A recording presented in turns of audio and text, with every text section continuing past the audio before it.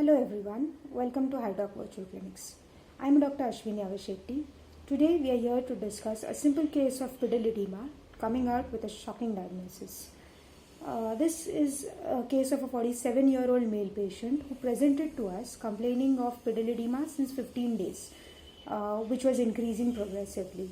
On examination, both legs were swollen, pitting edema right from the ankles downwards, calves also slightly swollen. But there was no tenderness to touch or pain on palpation as such.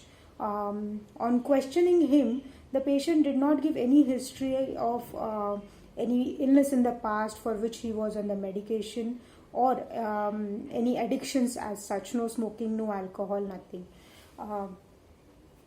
He did not even mention any complaints such as dyspnea on exertion or at rest even after questioning.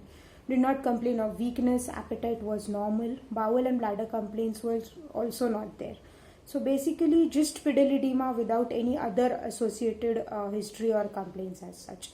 So our differential diagnosis list included conditions such as renal dysfunction, liver dysfunction, cardiac pathologies or cardiac failure.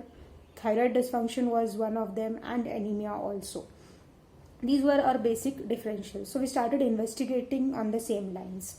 Started with a hemogram to rule out anemia, which turned out normal. Liver and kidney function tests, as you can see on the screen, also turned out normal, ruling out those two pathologies also. Thyroids came out to be normal. His sugar randoms were also normal. But the HbA1c came quite high, 9.8 being the glycemic index. We got an X-ray of the patient, which turned out to be normal. Also a sonography to rule out any internal liver pathology as such, which turned out to be normal, mild hepatomegaly and mild prostatomegaly, nothing other than that. X-ray, as we saw, it was normal. So next what we asked for was an ECG and an echo. ECG, when we saw, was showing loss of R wave in the anterior leads, suggestive of a silent old MI or something, but the patient was just 47. Though the glycemic index was high, so that was a possibility. Echo was shockingly revealing an ejection fraction as low as 28% with septoapical akinesia, which directed all towards a cardiac pathology. So the patient was advised for a coronary angiography. All the routine workup was done, coronary angiography was done, and as you can see the report on the screen, shockingly the angiography turned out to be showing a triple vessel disease.